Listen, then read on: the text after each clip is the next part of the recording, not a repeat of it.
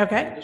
Good morning, everyone. We are at the policy committee meeting. I'm just making sure that we have Mr. Brown, so we have quorum. He's joining us remotely today. I am on. Good morning. Great, thanks, Dave.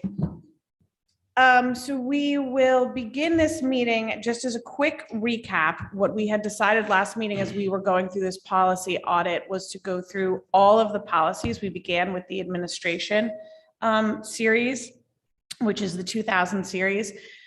And we have learned, at least Marge and I have learned from going through this process. We may have some recommendations as we go forward, but we met with the attorneys and we had them give us recommendations on every policy that we currently had in the administrative series. It was a lot of work, so thank you to the policy committee members for wading through all of these policies. As you'll see in the memo dated March 18th from Mrs. Sion and myself, there are recommendations from Shipman on what we should do with these policies. Often, Ms. Smith notes that we don't need to have a policy because it is covered by statute. However, we still have the choice to have a local policy should we so choose. We just need to be aware then that we need to constantly be monitoring that and making sure that we are in accordance with policy, because sometimes policy can be overly prescriptive.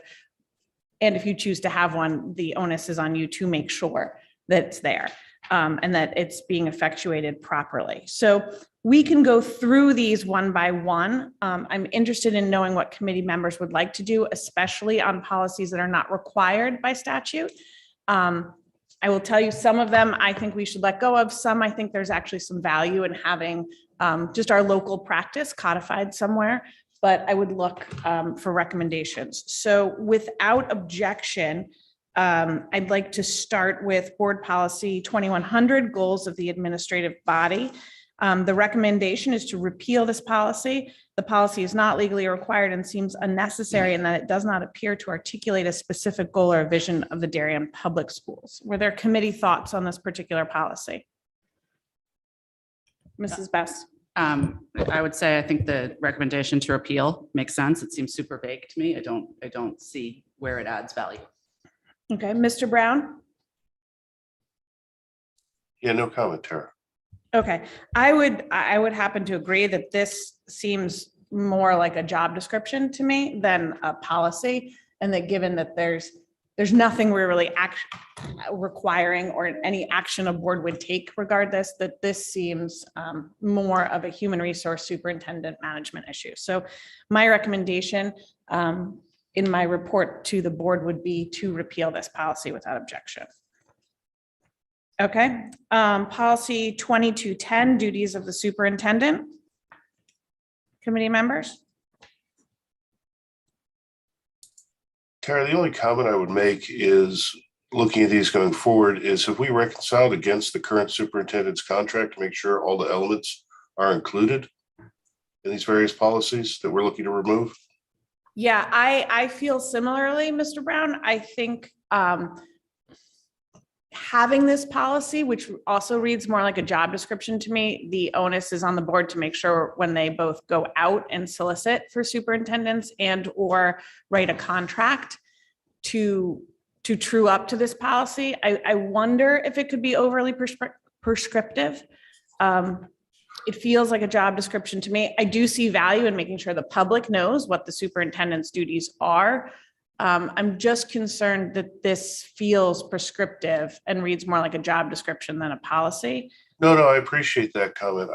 My concern is that if we look at the current superintendent contract, which we're obviously not going to go and modify, or at least I don't believe we're going to at this juncture, then if we eliminate these items that are in our policy, are they all contained in the current contract? Because we're not going to change it. So my point is, if we take these away from our policy, are they all contained in the contract where we now have gaps? Because sure, these should be in the contract. And yeah, they are like a job description and maybe they should be somewhere else.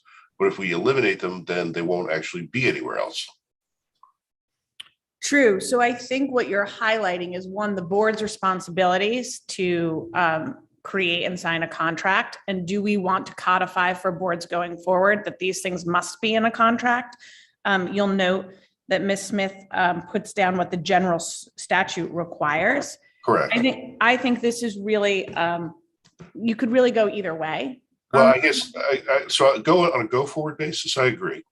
But we do have the current state of play with the current contract. So unless we would like to renegotiate the contract to make sure all of these items are included, we could have gaps. And so I'm just looking to not take anything out until we reconcile against the current contract to make sure we don't create gaps through this process. Okay, Mrs. Best? I would agree. It's my understanding that most of these things are included in the current contract as I read the materials. So, but I agree. I want to make sure that these are captured, but this feels more like a job description to me than a policy. Agreed. This was a general comment and I have not reconciled against the final contract. So I don't know for a fact, and it may all well be covered. I'm just highlighting that point, and again, looking not to create gaps in what we like to have or statutorily have versus what's in the current contract. So then would it be acceptable to the committee if I go through, I reconcile the contract, this policy, and then if there's anything of concern, we can talk about it as a full board and we can flag it. But in general, we think that this policy on a go forward basis is more of a job description than an actual policy. Is that a I think fair that's way to report out? Yeah, I think that sounds fine process wise. And again, I just haven't done that work with the contract. So as long as we do that, then that sounds great. Okay. I will do that process. If there's any red flags, I will present it to both the committee prior to board meeting, and I will present it to the full board on Tuesday. Policy 2220, the recruitment and appointment of the superintendents of schools. The recommendation is to repeal this policy as it is not legally required and seems unnecessary.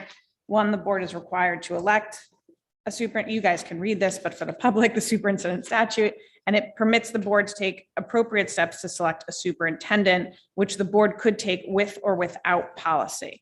And the general policy, the general statute is quoted. Are there any specific concerns, questions around this policy or recommendations? Not from me. No comment. Okay. Are we comfortable taking the recommendation to repeal as we report out to the board? I am. I am as well. Great. Superintendent's contract. This is where I'm going to pull out policy 2230. I think you all have it in your packet with the track changes. This is another one that the recommendation is to repeal, given that the board is required to elect a superintendent by law, and given that the board must agree to the terms of a contract. Mr. Brown, I think this is also goes to your earlier concern that given the board must agree and enter into a contract, we want to make sure there are no conflicts. Correct. But are there any other comments on 2230? No, not for me. Nope, I'm Okay. good. And then so is the board comfortable repealing, again, making sure that there's no conflicts we should currently be aware of? Although on this one, I don't believe there are, since we set the contract with this in mind. I'm comfortable. Okay, Mr. Brown? It's all good. Great. Superintendent of schools, opportunities for development, repeal this policy. The provisions are more appropriate for inclusion in the contract than the board policy. We do include currently, and we have in the past, opportunities for development into contract. I would just tell you, having negotiated superintendent contracts, I would also find that this policy is unnecessary. I think that's a negotiation tool for the board and often for supers, and having a policy saying that it must exist in some ways ties the board's hands. I'm sorry, Mr. Superintendent, but in the best interest of the town and the district as I negotiate contracts, this one, I don't know, it should be policy as much as negotiation. I agree with that. Mr. Brown? That's fine. Okay, now the superintendent of schools 2250 evaluation. The recommendation is to repeal this policy as it is not legally required and seems unnecessary.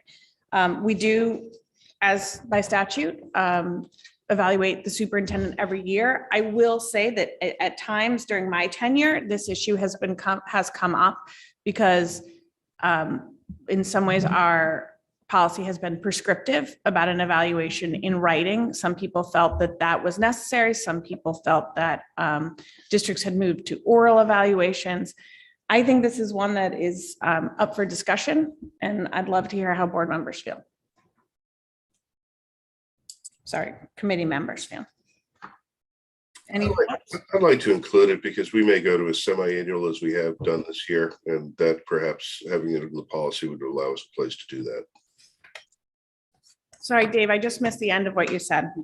I said retaining this as policy would allow us the opportunity to change the periodicity if we want to do quarterly, annually, semi-annually. So I'd like to keep it in there as a placeholder for that. Okay.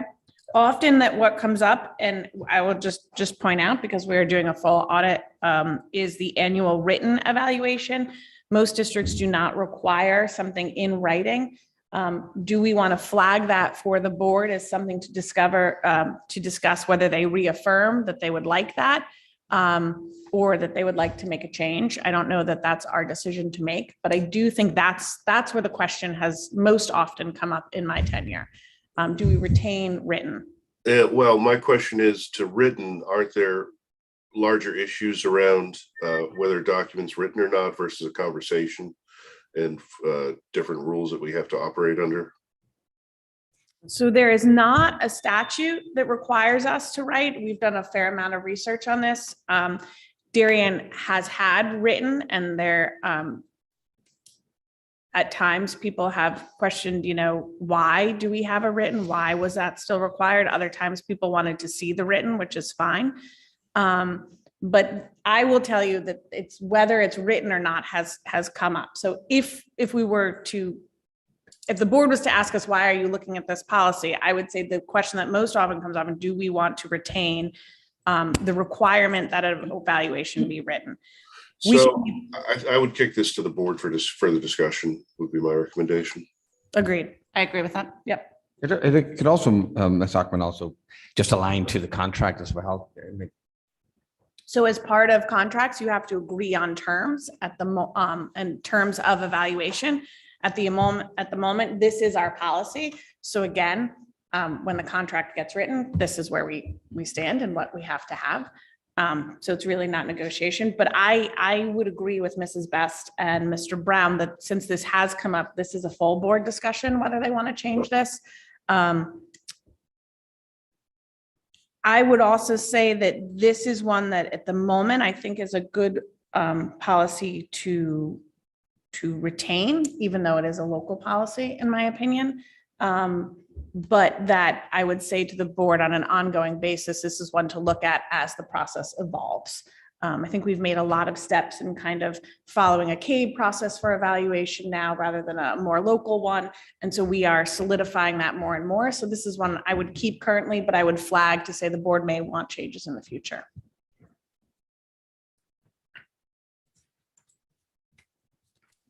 Sounds good. Unavailability of the superintendent policy 2260. There are proposed revisions that specify the development of a hierarchy of administrative succession in the event the superintendent is temporarily unavailable.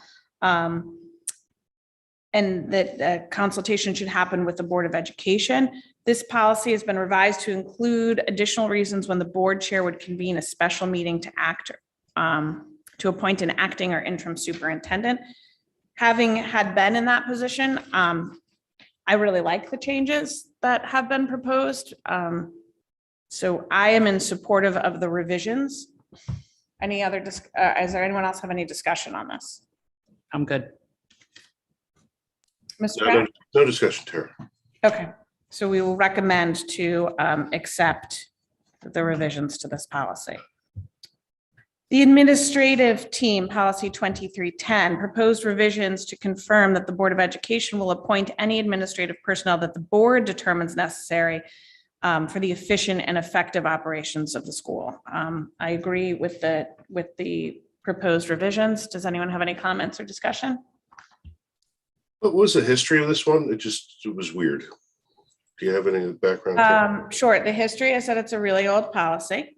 All of these policies were adopted on the same date, adopted, not revised. It was, do we know Yes. any history on? Yeah, so there was a big policy audit and review. Okay, And they kind of all came in as a batch. okay. It's 2008. I was not part of No, that. I know you were. I was not part of that. And I don't so- even know if it's relevant. I was just Um, curious as to why they all came at once about this topic.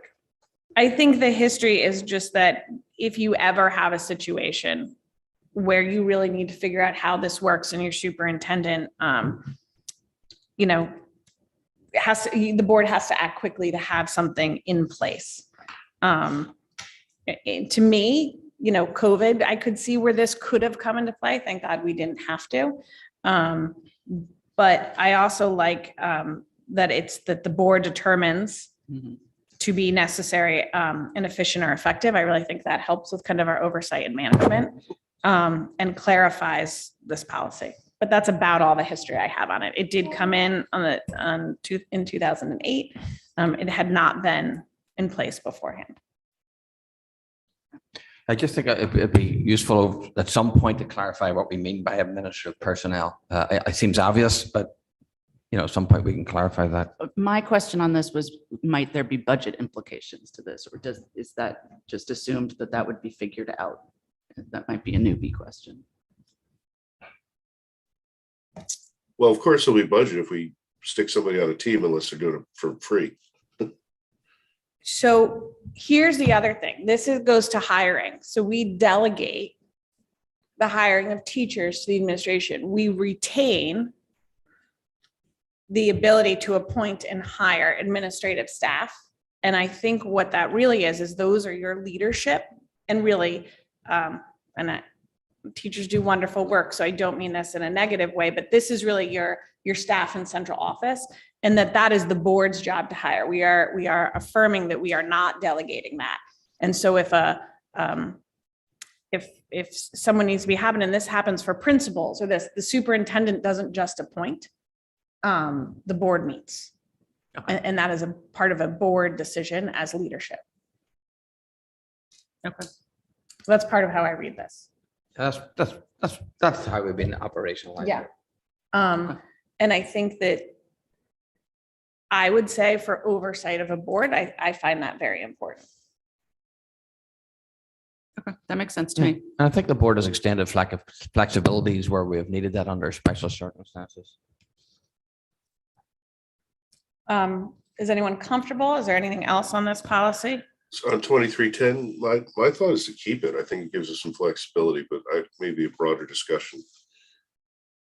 I'm sorry, Dave, it's a little blurry. Oh, sorry. I said I like the flexibility this provides, and I think it may be a broader discussion. My inclination would be to keep it.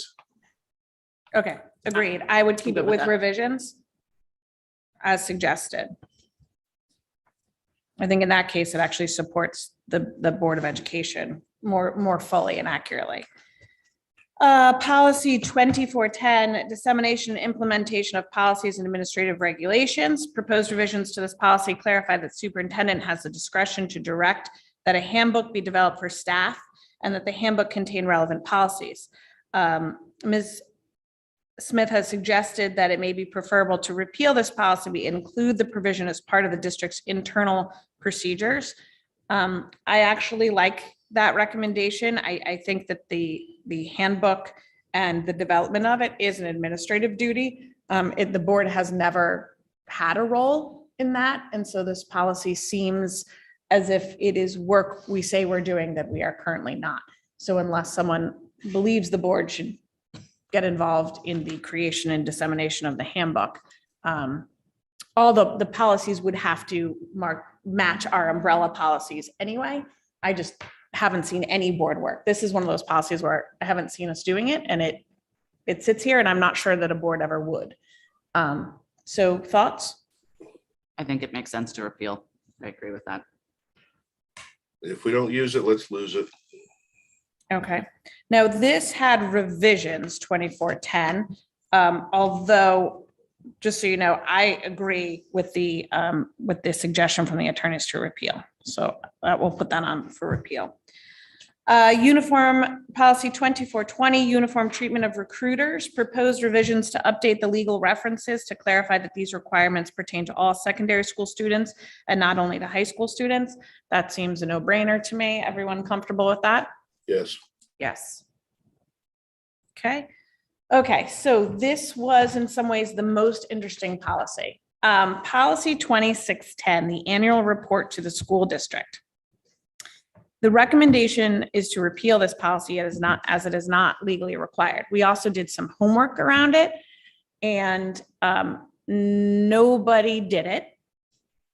They understand that there's a state statute mentioning it. Nobody puts it into practice. And in fact, legal was going to do some conversations of why is this still sitting in statute, since it's actually not effectuated by any Board of Education or district that we could find.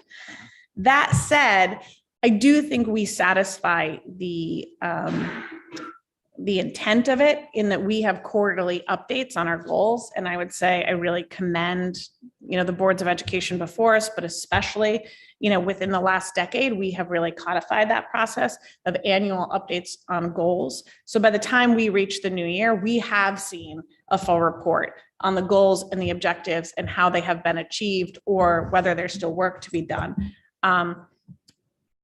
But given that nobody does this, that legal is actually looking into whether the statute can actually be amended because it's really not effectuated anywhere, I would suggest we repeal this and in consultation with the superintendent, come up with a process for how we would like to see updates. But I don't think any of us are currently nor want to maybe be hemmed in by only getting an annual report in December. I think our quarterly reports and updates are probably far more beneficial to the district. So this would be one I would recommend for repeal. But I am open to thoughts and conversation of committee members. I would support repealing this. Just to understand, are you suggesting that we should consider changing our process for quarterly updates? Or are you saying that what we have in place is working and No. we should formalize it? Well, I think that's a conversation for the board. I currently think our process works, but if the board wants to have a discussion about how to have updates, we've done that in the past. But this current policy, to Dave's earlier good point, we don't do it. Nobody around us does it. Nobody can understand what the statute really is. They feel like, my words, it may be kind of a leftover vestige of older times that just hadn't been codified. But we don't do it. And so I would much rather have this board work and affirm on what we do, whether that's policy or practice, than have a policy that quite frankly, someone could point to and say, you're not doing this as described here. And I think that's the bigger question for me, Tara, is that somebody could point and say you're not following policy. Likewise, someone can point and say you're not following statute. Just because nobody else does it doesn't relieve the statutory obligation. So looking at this one, there's another question there is, well, maybe we should be doing something and have this in a file somewhere. So to me, this is not something I would just sweep away. I'm curious as to what the state of play is. Would like to hear more from council as to how they're looking at this and maybe whether there'll be a revision before we make a decision on removing this. And if we haven't been complying with statute, then I think we need to start complying with statute. So I think this is good that it's been highlighted, but nobody else does it. Doesn't mean we don't have to do it. So I think as of you, so Marge, do you want to go? I did just want to say that Ms. Smith put out an email to the entire law firm and no one even knows how to interpret the statute. No one knows what 3 weeks before the annual town or regional school district, because I did ask for that information. What would it take for us to implement the statute? And it was crickets. Mr. Superintendent. Yeah, just the only other thing I would say that would contribute towards this just in practice is that I work very closely with the board chairs on the annual report to the town on the state of the schools that we do annually every year. So in addition to the things you've mentioned, Mr. Chairman, I think that, that there's other things that we do that the line had, and actually I would say qualify in some capacities. So why don't we do this? Because I know even as of this morning, we were checking on this policy to see if there was any more clarification. Why don't we as you all know, I'm like a big statute fan, and I agree with Mr. Brown's point. If there's a statute, we should be following it. However, if nobody knows how to actually implement this statute, we're kind of in a quagmire. So why don't we, just like we said, the earlier one, we'll do a little more work on it, figure out what this would even look like, right? And if there's no actual way to even implement it, because the annual town or regional school district meeting, we don't really have. Why don't we do a little work? And if it's just impossible to comply because the statute is so vague, we can begin that legal work separately and kind of hold this policy as one that the statute hasn't been clarified. Does that make everyone comfortable? And if I get more information that would clarify it for us, I will report in on Tuesday's meeting to the board. And that makes sense to me, I would say. And is there possibly potential that we're already delivering against this once we understand what it is they're Yes. looking for with all of the reports and updates that we already get? We may be satisfying this. We may be satisfying this, and it may be so open to interpretation. But I would say this. I think that when we have kind of these vague leftover, it's better than to leave the state statute. So when we talk about repealing, we're just talking about repealing local and saying we will comply with state statute. And now what we're doing is we're trying to understand, do we currently satisfy statute, or is there something we need to do? But given that this is so vague, I am slightly uncomfortable having a local policy around it. So my overall recommendation would still be to repeal and then to understand how the Board of Education is satisfying a state statute. Is that a fair way to report out on it, everybody? That makes sense to me, yes. I think so. I don't have enough information to go one way or the other right now, Tara. So let's see what we get in. Okay, happy to do that. Okay, so we have recommendations. Now, what to go to the board. Now, remember, this is typically a 2-meeting process, so there may be questions at the board level, and we will follow up. What Marge and I realized during this work that it takes a ton of hours, and in some cases takes legal hours and legal billing that we probably don't need. I would suggest on our next series that we go to anything that we revised in like 2021, because we have looked at that, we've done that we take off. We don't need legal to review it again if we just reviewed it last year.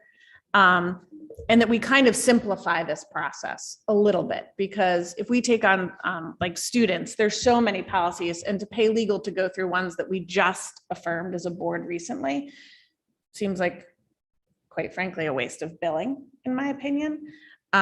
So Marge, did you have Well, any thoughts? also, the advice from Shipman and Goodwin is going to be pretty consistent, that if there's no legal reason to have it, so a policy, they're going to recommend that we repeal it. So I don't know whether it makes sense, again, to look at which policies we don't want to repeal and then have Jessica Smith look and see if there are legal requirements that conflict with it. It would save money and So time. what I would ask is, I think for our next series, which we're going to take on students next, because if we're doing policy, we really should make students are up to date, in my opinion, is if everyone starts to review that and flag some for us, Marge and I will also go through and flag local statute. We can have a discussion on anything that's statutory, but I don't think that we need to have legal to say this is in statute one more time and pay to do it. We just found, even on admin, which is a short series, that it can get expensive. So if everyone looks through the student policies next, flags them, we can certainly have a discussion whether it's statute or local, and then we can have Jessica review those. That makes sense to everybody? So my only question with that, Tara, is, I'm happy not to pay lawyers if we can avoid it, but the question of changes in statute, and for lack of a better term, sort of, I guess, shepherdizing what's changed versus what we have. Even since 2021, there could be some changes. Maybe there aren't, I don't know. But I'm not equipped to go do that work and know whether everything is up to date with the current state of play for statutes. So I think that's value we get from the law firm beyond just looking at it. Not sure how we capture that otherwise. So, Mrs. Sion. Right. So the Clerk Line. policy, when we did the policy audit, we compared our policies to Shipman and Goodwin's model policies. They send us an update when there are changes. So everything is reflected in the model, in the policy audit, whether we need to make changes. Also, if you look at the policy audit, if it says no model policy, that's going to mean that it's not required. Yeah. So do we have that document we can reconcile against? Yeah, I'll send it to you again, but the board did have it at some point. Okay, Yeah. And then as part of Shipman's process with us, when statute changes, they will send over new model policies. So if there has been a statute change, we would get an issuance of a new model policy against statute. understood. Okay. So hopefully that'll simplify the process. And look, if we need to adjust as we go through this, we will. We did it this way because it seemed comprehensive and we found it, maybe we could have gotten it to you all quicker. So we're going to try the next method. And if we need to adjust, I'm very open to committee members saying they need an adjustment or they have some questions. So we'll try the next group a little differently, but if we need to zig and zag, we absolutely will. Sounds like a good plan. Great. Any other questions? Nope. Okay, any public comment today? Seeing none, and there's none online, Michelle? There are no hands raised at this time. Great, thank you. All right, with that, we will adjourn. I'll entertain a motion to adjourn.